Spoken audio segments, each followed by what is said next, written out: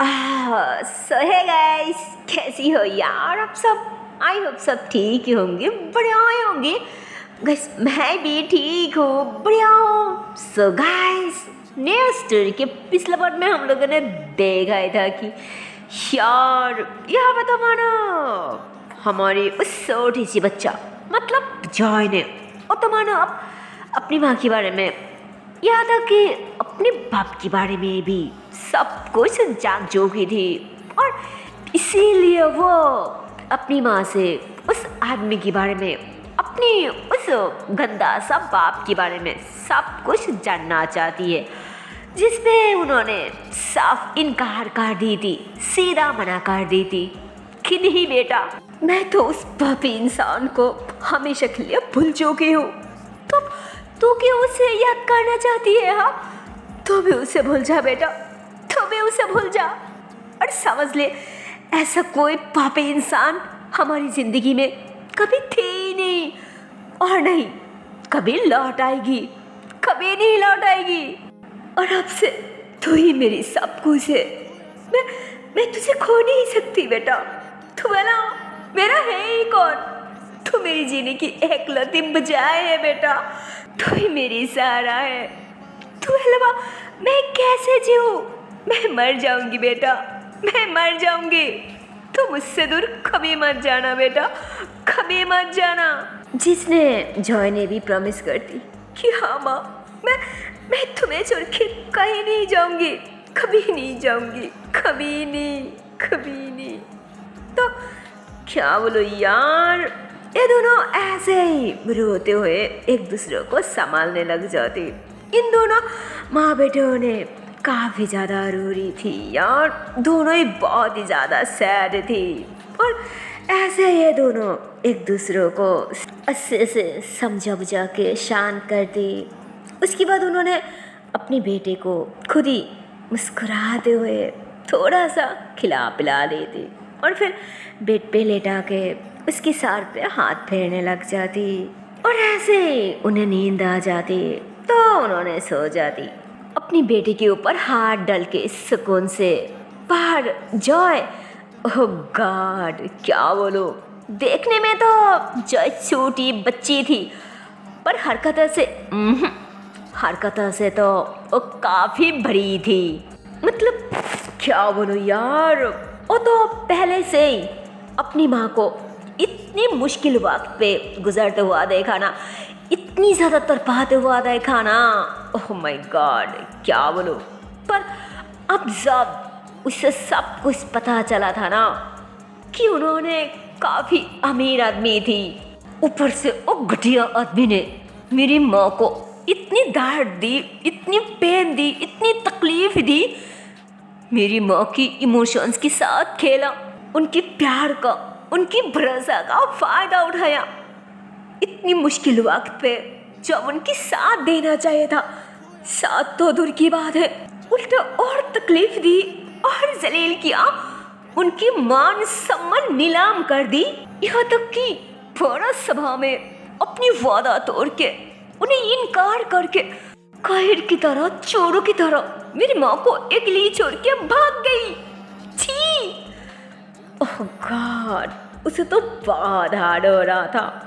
और जब उसे उसकी माँ का वो छोटी सी चिट्ठी मिलती है ना यार, क्या बोलो, तब तो मानो जॉय को और ज़्यादा ही गुस्सा आ जाती, क्योंकि उस चिट्ठी में तो और घटिया घटिया बातें लिखा हुआ था।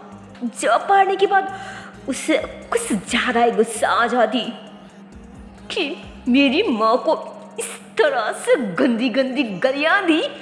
एक बार भी नहीं सोचा मेरी माँ के दिल पे क्या बीतरी होगी, उन्हें कितना हार्ड होगा, उन्हें कितना दर्द होगा। मेरी माँ क्या कुछ नहीं चाहा, और तूने मजा ली। कोई ना, तो बहुत मजा ले ली, और मेरी माँ बेचारी ने भी बहुत सह ली, पर और नहीं, मैं ऐसा और होने नहीं दूंगी मेरी माँ के साथ। मेरी माँ के साथ मैं और कोई नाइंसाफी होने नहीं दूंगी। अब तो मैं तुझे नहीं छोड़ूंगी, मैं तुझे नहीं छोड़ूंगी। बस एक बार मिल जा मुझे, तू एक बार मिल जा, फिर तो मैं तुझे जिंदा नहीं छोड़ूंगी, मैं तुझे हमेशा के लिए खत्म कर दूंगी, खत्म कर दूंगी। जितनी तकलीफ मेरी माँ ने सहा है ना, याद रखना उससे भी कहीं गुण तकलीफ तुझे सहना पड़ेगा। उससे भी ज्यादा तकलीफ दूंगी मैं तुझे, उससे भी ज्यादा दर्द दूंगी मैं तुझे। तू बस याद रखना, समझी तू? तो क्या बोलो यार, वो तो मानो दिल में बस गुस्से पे गुस्सा की जा रही थी और बस उस सुबह होने क्यों वेट करने लग जाती। और फाइनली जैसे ही सुबह हो जाती है ना, ओह गॉड, सुबह तो मानो जॉय ने घर पे थी ही नहीं। उसकी माँ घर पे इधर उधर मतलब हर तरफ उसे ढूंढती, पर उन्हें जॉय कहीं नहीं मिलती। तो उन्हें ऐसे लगती कि शायद कहीं खेलने घूमने चली गई, और नहीं तो कहाँ जाएगी, क्योंकि कल जिस तरह से मैंने उसके साथ गुस्सा किया, उस गुस्से की बात तो वो उस मॉल में कभी नहीं जाएगी। तो उन्होंने ऐसे ही उसके बच्ची की चिंता छोड़ के घर के काम करने लग जाती, मतलब सब्जी वगैरह खाना वगैरह बनाने लग जाती है ना, ऐसे ही बाहरी खुला जगह पे, मानो क्या बोलूं, आसमान के नीचे। और इधर हमारी जॉय, ओह माय गॉड, क्या बोलूं, वो तो सच में यहाँ पे आ चुकी थी, मतलब उस मॉल में, आई मीन सरपंच सबके मॉल में। और तो और क्या बोलो, वो तो मॉल में आते ही सीधा सरपंच के सामने आ जाती और उन्हें वही चिट्ठी दिखाने लग जाती कि ये देखिए और बोलिए ये किसके लिखा है, और वो आदमी कौन है जो मेरी माँ की जिंदगी के साथ खेला, उनके साथ धोखा करके, इनकार करके उन्हें छोड़ के भाग गई। बोलिए मुझे वो पापी इंसान कौन है, जानना है मुझे उनके बारे में, बोलिए। तो वो ऐसे बोल के उसके पास जो लेटर था ना, वो सरपंच की तरफ कर दी।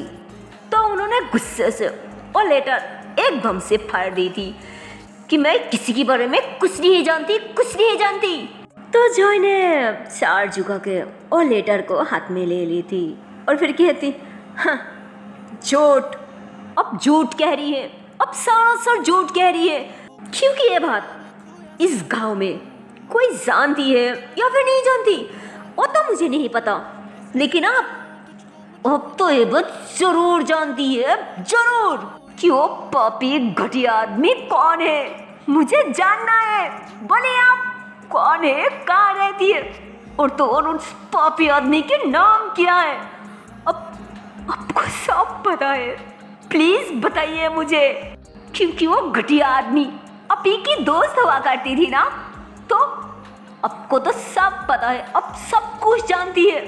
बोलिए मुझे वो आदमी कहाँ रहती है, उनकी नाम क्या है, मुझे सब कुछ सच सच जानना है, प्लीज बोलिए आप। और अब चुप किए हुए, बोलिए मुझे। जिस पे उन्होंने गुस्से से उसे धमका दी थी कि शट अप, इतनी सी बच्चा देखो कैसे बड़ों के साथ जबान चला रहा है, बदतमीज कहेगी। जिस पे आप जॉय भी गुस्से से कहती, हाँ हूँ मैं बदतमीज, और क्या बोला बच्चा, हाँ कल तक थी मैं बच्ची, पर अब मैं कोई बच्ची नहीं हूँ। कल इस तरह से अब मेरी माँ को अपमान किया ना, अरे पाप किया किसी और ने, और इंजम किसी और पे, क्यों? जिसने गलती की उसे तो आप लोग कुछ नहीं कर पाया, पर सारी इंजम मेरी माँ पे डाल दी, उन्हें अपमान की। मेरी माँ को अपने जो अपमान किया है ना, उस अपमान ने मुझे बच्ची से एकदम से बरी बना दी।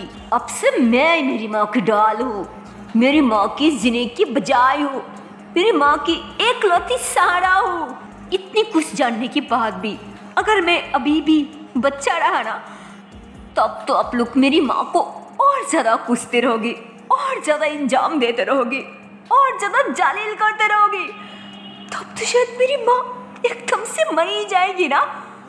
पर मैं इसके बाद मेरी माँ के साथ और कोई नाइंसाफी होने नहीं दूंगी, और नहीं, मैं उन्हें इस तरह तड़पाते हुए देख सकती। समझी आप? अब चुपचाप बता दीजिए कि आपकी वो घटिया दोस्त कहाँ रहती है, उनका नाम क्या है? मैं तो आज उनके बारे में बिना जाने यहाँ से एक कदम भी नहीं हिलूंगी। उस घटिया आदमी की पता करके ही जाऊंगी। प्लीज बता दीजिए मुझे, प्लीज। मुझे जानना है उनके बारे में, मुझे जानना है। तो क्या बोलूं यार, वो तो मानो ऐसे बोलते हुए गुस्से से रोते हुए एकदम से उनके करीब चले जाती, जिस पे आप उन्हें भी बहुत ही ज़्यादा गुस्सा आ जाती कि इतनी छोटी सी बच्ची, पर इसकी हिम्मत तो देखो, पूरा ही माँ पे गई है, माँ की तरह जबान भी चला रहा है।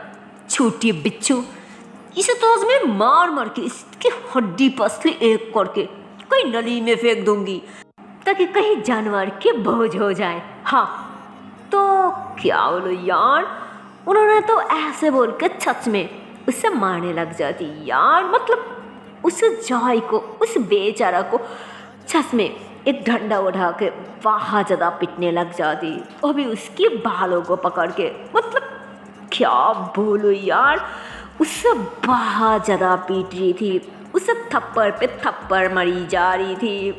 और फिर जब उनके हाथों से नहीं हो रहा था तब तो उसे धक्का दे रही थी, और फिर वो से नीचे गिर जाती है ना।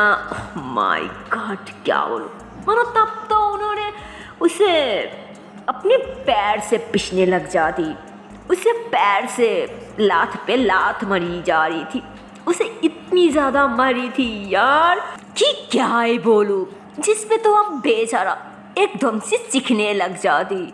और उसकी चीखने की आवाज़ सुन के तो मानो अब अंदर से सोनल भी बाहर आ जाती, और वो ये सब देख के तो मानो एकदम से रोई दी थी कि पापा पापा क्या करिए, छोड़िए उसे, और उसे मार क्यों रही हो? पापा पापा प्लीज प्लीज प्लीज पापा प्लीज उसे छोड़ दीजिए प्लीज, अरे उसे पेन हो रहा है, उसे दर्द हो रहा है, पापा छोड़िए उसे, अरे वो मर जाएगी, पापा प्लीज छोड़िए उसे, पापा पापा मर जाएगी, पापा वो मर जाएगी। तो क्या बोलो यार, उस छोटी सी बच्ची मतलब सोनल ने भी एकदम से शौक कि उसकी पापा कैसे उसे अपने पैर से पीस रही थी। और क्या बोलो, उसकी पापा इतनी ज़्यादा गुस्से में थी, मानो ऐसा लग रहा था जैसे उन्होंने अजय को मार ही डालेगी। सोनल ने उसकी पापा की पैर कस के पकड़ ली थी कि पापा प्लीज रुकिए, उसे मत मारे और मत मारे, प्लीज रुक जाइए पापा, रुक जाइए। तो अपनी बेटी को रोते हुआ देख के उन्होंने एकदम से रुक जा दी, अपनी पैर हटा ली थी। उसके बाद अपने हाथों में जो डंडा था ना, वह भी साइड की तरफ फेंक दी थी, जिस पे जॉय अब बहुत ही मुश्किल से बहुत धीरे धीरे खड़ी होती, उनकी तरफ देखती कि मानी है ना आपको, और मारिए और मारिए और मारिए और मारिए, जितनी दिल चाहे उतना मारिए, पर फिर भी एक बार, बस एक बार उस पापी आदमी के नाम बोल दीजिए। मैं उन्हें एक बार देखना चाहती हूँ, एक बार मिलना चाहती हूँ, बस एक बार उन्हें पूछना चाहती हूँ कि उन दोनों के बीच मेरी क्या गलती थी, क्यों मुझे नाजायज बेवारिश बना दी, क्यों मेरी माँ की इतनी अच्छा लाइफ तहस नहस कर दी, उन्होंने ऐसा क्यों किया, क्यों किया? हम दोनों को इतनी मुश्किल वक्त में छोड़ के, तकलीफ में छोड़ के क्यों भाग गई थी बिल्लों की तरह, कहेरों की तरह? अगर अपने पास इतनी पैसा थी, इतनी अमीर थी, इतनी हिम्मत थी, तो हमें एक्सेप्ट करने की हिम्मत क्यों नहीं थी? खैर घटिया इंसान कहीं की, बोलिए उनके नाम क्या है? मेरी वो पापीज़ा साहब कहाँ रहती है? प्लीज बोलिए, जाननी है मुझे। जिसमें आप सोनल की पापा, उन्होंने तो मानो एक हाथों से ऐसे कस के सोनल को पकड़ रखा था, तो दूसरी हाथों की उंगलियां उठा के ऐसे ही उसकी तरफ इशारा करती कि औरत तेरी कोई बाप नहीं है, पूरी गांव जानती है कि तू अनाथ है, नाजायज है, बेवरीश है, तेरी कोई बाप नहीं है, कोई बाप नहीं, समझे तू? आई बड़ी बाप की पहचान जानने। अरे किसकी बाप? कौन सी बाप? कितनी बार बोलूं कि तू नाजायज है, नाजायज है, नाजायज है। जिस पे सोनल भी रोते हुए कहती, अरे पापा क्या क्या कह रही है? क्यों मेरे फ्रेंड को अब हार्ट कर रही है? अब छोड़िए मुझे उससे बात करनी है, छोड़िए पापा, छोड़िए मुझे। जिस पे आप सोनल की पापा अपनी एकलौती बेटी को भी डांट देती कि चुप हो जाओ, उस बदतमीज के साथ रह के तुम्हारी जबान भी उसी की तरह ही चलने लगी है ना?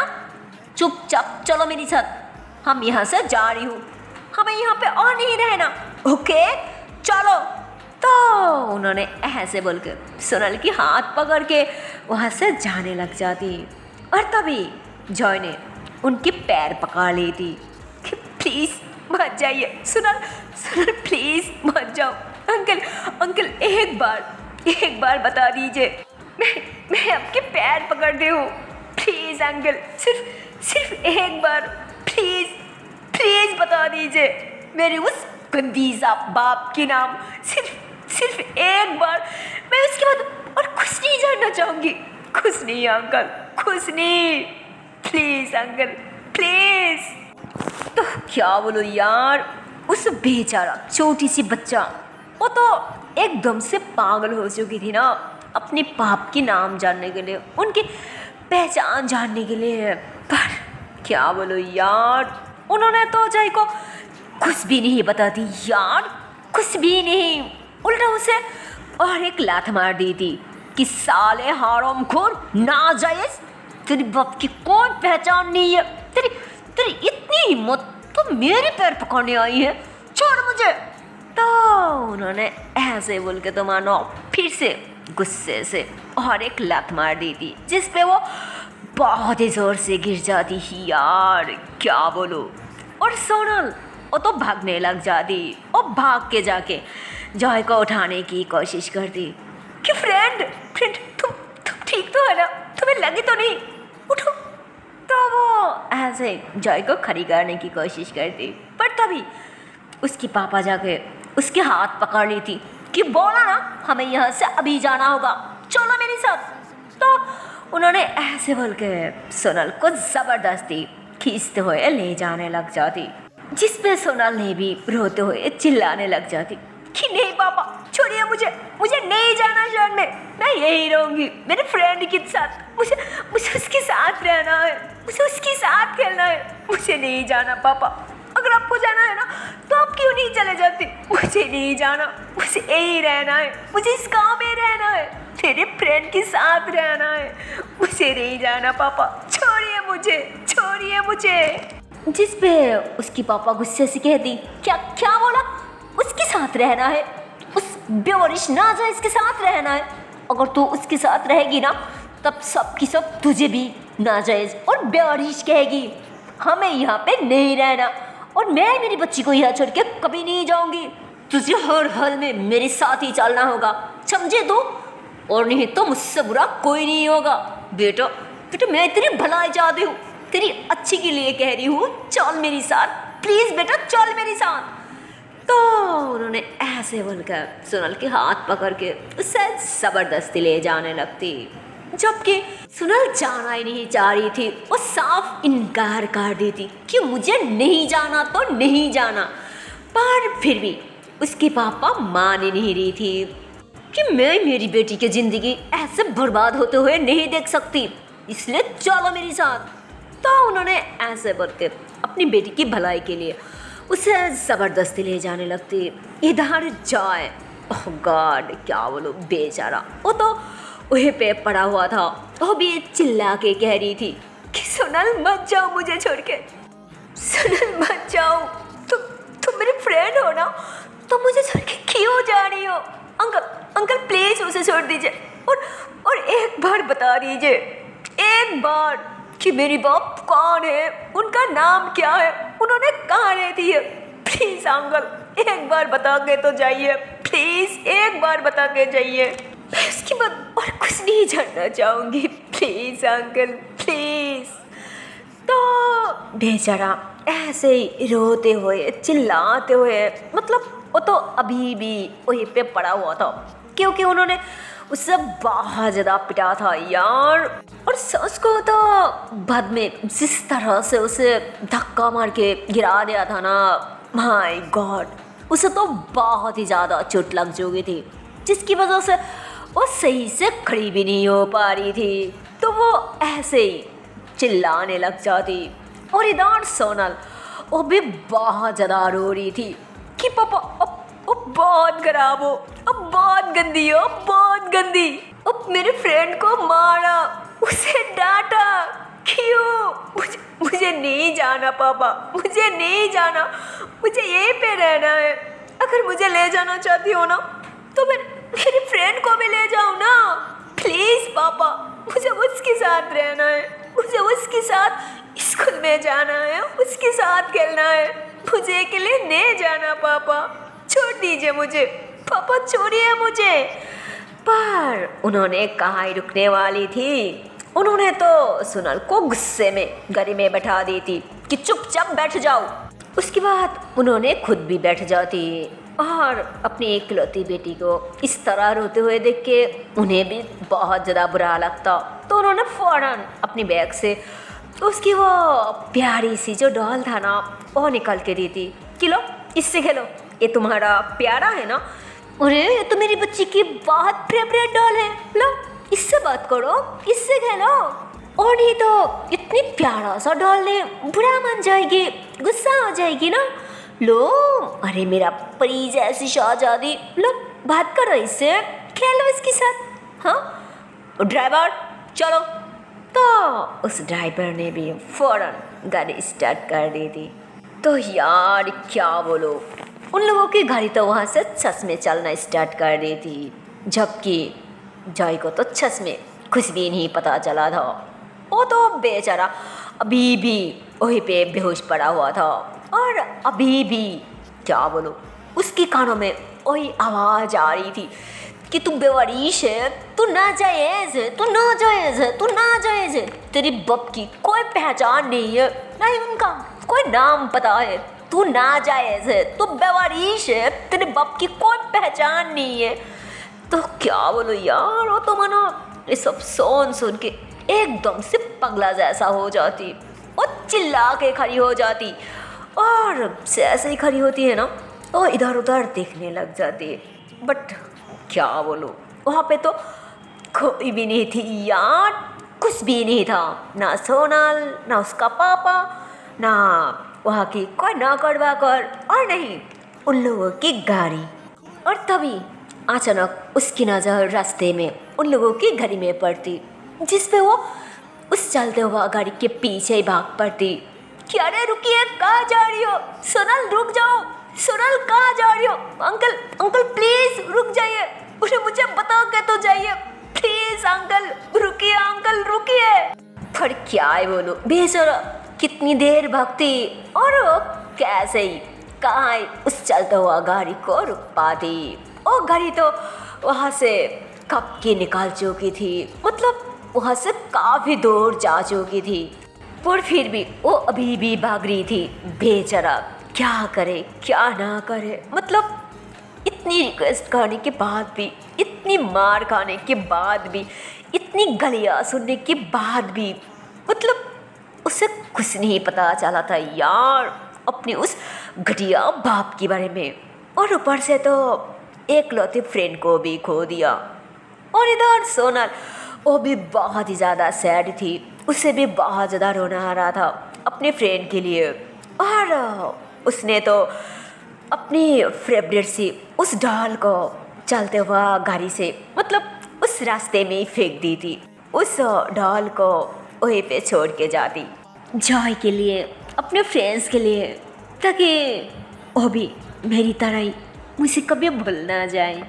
जो भागते हुए जॉय की नज़र में आती तो वो उस डॉल को देख के फ़ौरन वहाँ जाती और उस डॉल को हाथ में लेती और उस पर अपने हाथ फेरने लग जाती और आगे की तरफ देखते हुए कहती, भागने की कोई फ़ायदा नहीं है, जितनी भी क्यों ना भागूं, फिर भी मैं उन लोगों को कभी नहीं रुक सकती, कभी नहीं पकड़ पाऊंगी। वो लोग तो कब की इस गाँव छोड़ के जा चुकी है, कब की निकल चुकी है।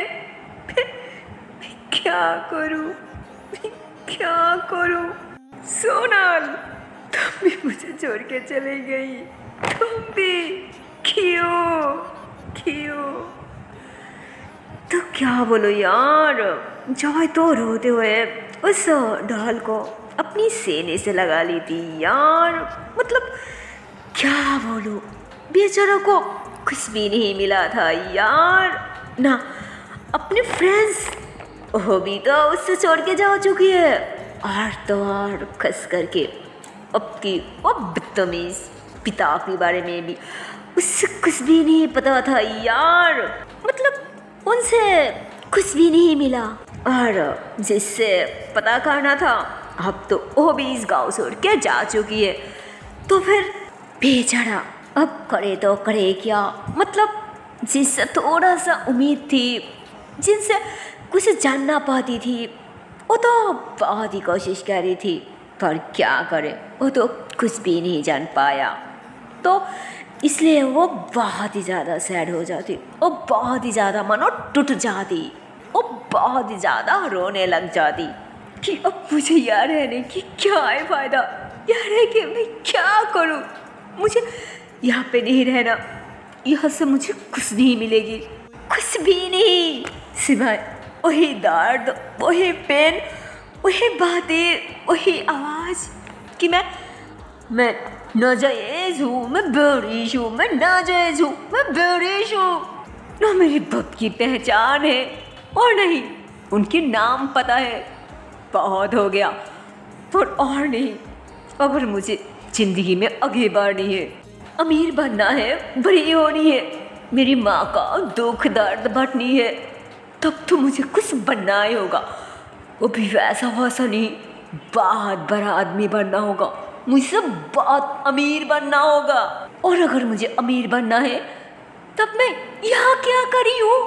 मुझे तो यहाँ नहीं होना चाहिए, और ये मुझे तो बड़ी होने के लिए, अमीर बनने के लिए शहर में जाना होगा। शहर में सब कुछ मिलती है, सब कुछ, पैसा, नाम, दाम, मतलब सब कुछ मिलती है।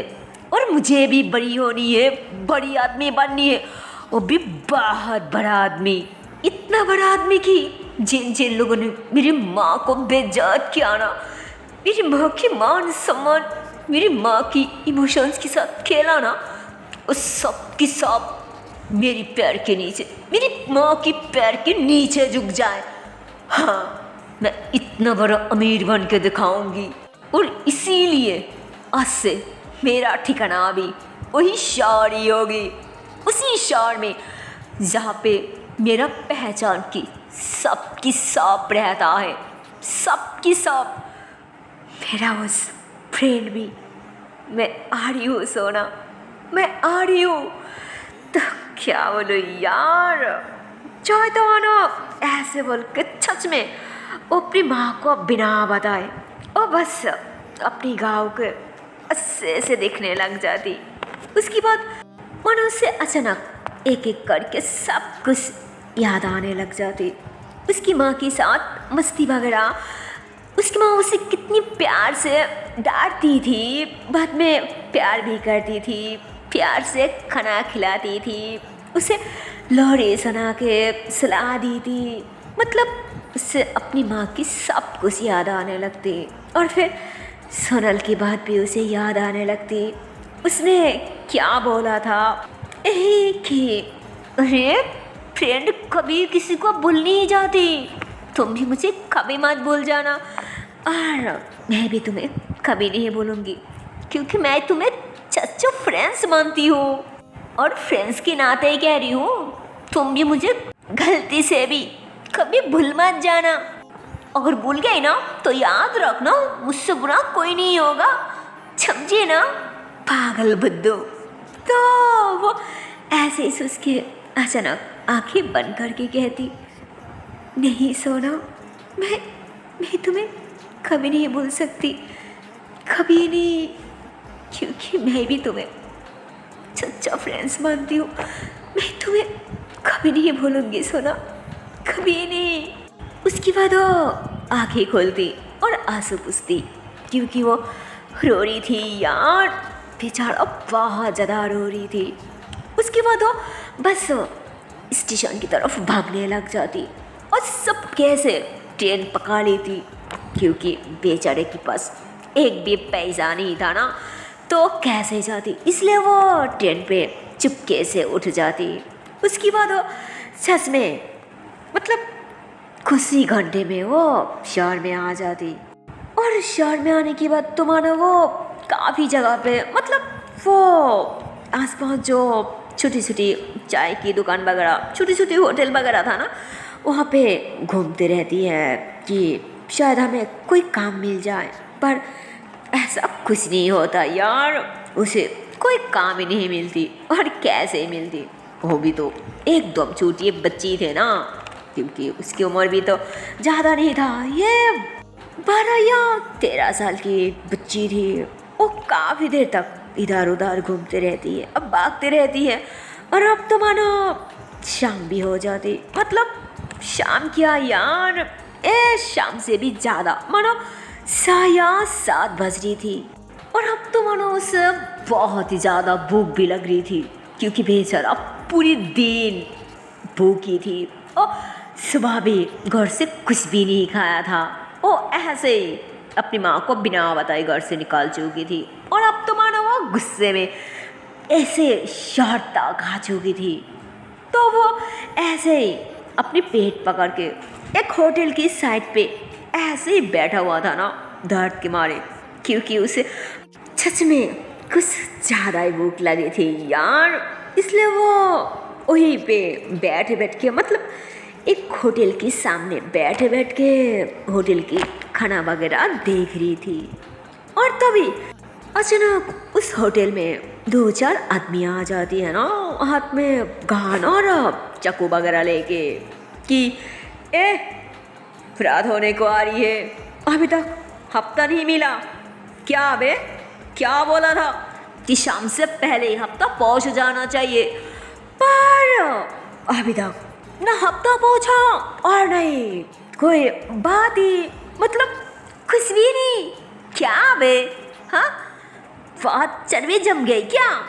तो इतने में उस होटल की एक आदमी कहती, मालिक थोड़ा तो मोहलत दे दो, अरे नया दुकान स्टार्ट किया, अभी तक एक हफ्ता भी नहीं गुजरा, कैसे इतनी पैसा दूँ, प्लीज़ थोड़ा तो दया कीजिए। तो उनकी बात सुन के एक आदमी कहती, अच्छा तेरा एक हफ्ता नहीं गुजरा इसलिए तू हमें पैसा नहीं देगी, अरे अगर तू हमें पैसा नहीं देगी तब तक क्या हम भूखे रह जाऊंगी, अरे क्या समझ रखा खुद को, रुक तेरी होटल की तो क्या बोलो यार। उस घटिया आदमी ने तो ऐसे बोल के खाने की जो बड़ा सा थाली होती है ना, आई डोंट नो आप लोग उसको क्या कहती हो, पर हमने तो शायद वही कहती हो ना, गामला या थाला वगैरह वही होता। तो वो खाने की थाली जो था ना वो फेंकने लग जाती।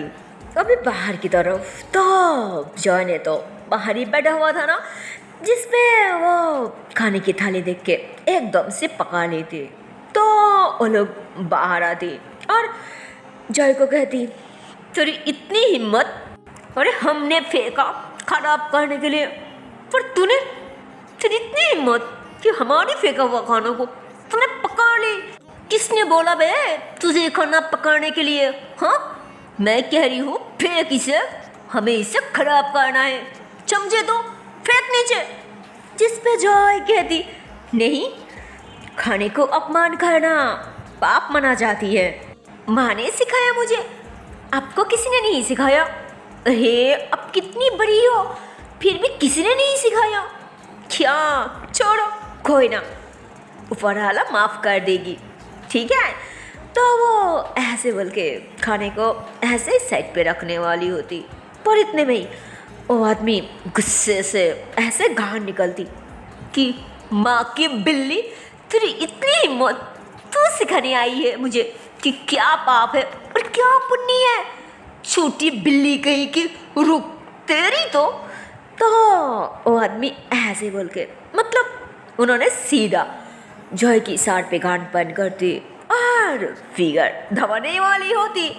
और तभी वहाँ पे और एक आदमी आ जाते, मतलब क्या बोलूँ, शायद उन्होंने इन सब की बॉस था, शायद ऐसा ही होगा। और उसको तो वो आदमी तो मानो कब से इन दोनों को देख रही थी, तो उन्होंने आके उसे बोलती, ए हट। क्या? अबे क्या देख रही है, कहाँ ना, गान हटा। तो वो आदमी फौरन गान हटा लेती। उसके बाद और एक आदमी को कहती, ए तू खरी खरी मेरी चेहरा क्या देख रही है, ले ए पकड़। देख रही है, छोटी बच्ची है, फिर भी दिखाई नहीं देता क्या? हट, मुझे उससे अकेले में बात करनी है, जा सब। तो बस सब की सब थोड़ा सा दूर चले जाती। उसके बाद उन्होंने जॉय की कंधे पे ऐसे हाथ डालती कि अरे भाई, उसने तुम्हें फायर करने वाली थी, तुझे मारने वाली थी। अब तक तो तू शायद ऊपर पहुंच जाती, पर तू अभी तो कैसे खड़ी है, तुझे डर नहीं लगा क्या? जिस पे जॉय कहती, नहीं मैं नहीं डरती मरने से। मैं मरने से क्या, मैं किसी से नहीं डरती, किसी से नहीं, पर हाँ किसी एक को खोने से डरती हूँ, और वो है मेरी माँ। मेरी माँ के अलावा मैं कभी किसी से नहीं डरती, किसी से नहीं। जिस पर उन्होंने कहती, गुड, वेरी गुड, सच में तो हिम्मत वाला है। पर अब तक तो ये नहीं बताया कि तेरी नाम क्या है और यहाँ क्या करी है, तेरे बाप की नाम क्या है, तू कहाँ से आई है, वो भी तो नहीं बताया। बोल, कहाँ से आई है और क्या करने आई है? जिस पे जॉय ने भी अब अपने बारे में सब कुछ बता दी थी कि वो कहाँ से आई है और उसका नाम क्या है, और तो ये भी बता दी थी कि मैं यहाँ पे काम के लिए आई हूँ ताकि मैं बहुत जल्दी अमीर बन सकूँ, चाहे उसके लिए मुझे कितनी बड़ी खतरा कुछ भी क्यों ना करना पड़े, मैं सब कुछ करने को तैयार हूँ, सब कुछ, मैं कुछ भी कर सकती हूँ। तो क्या बोलो यार, जॉय की बात सुन के तो मानो उन्होंने एकदम से शॉक्ड हो जाती, हैरान हो जाती कि यार इतनी छोटी सी बच्चा, पर फिर भी इतनी कॉन्फिडेंस, इतनी, इसकी हिम्मत तो देखो।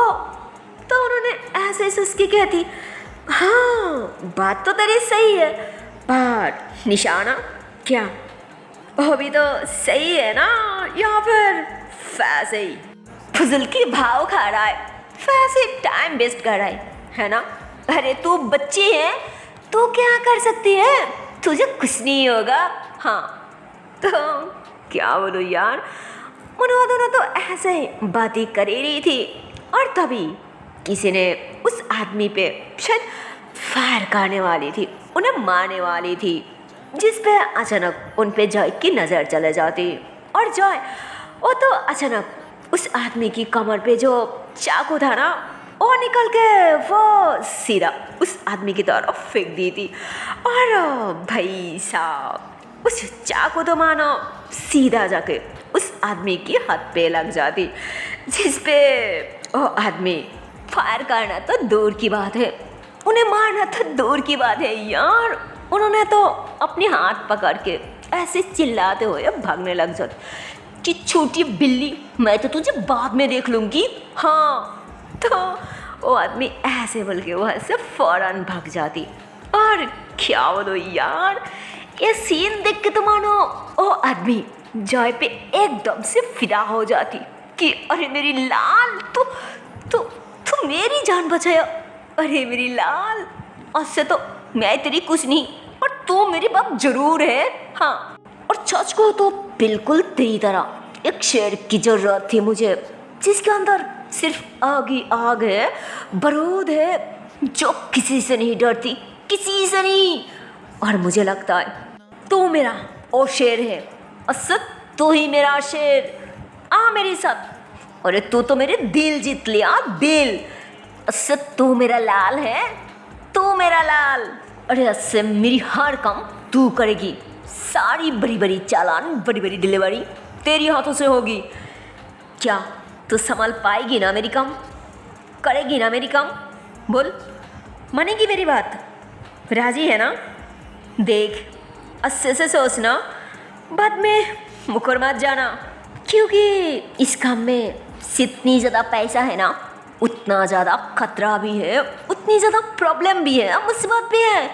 इसलिए कह रही हूँ, सोच समझ के, समझी ना? जिसमें जाए मुस्कुरा दी कि खतरा अरे खतरा के साथ खेलना मुझे सबसे ज़्यादा पसंद है हुकुम।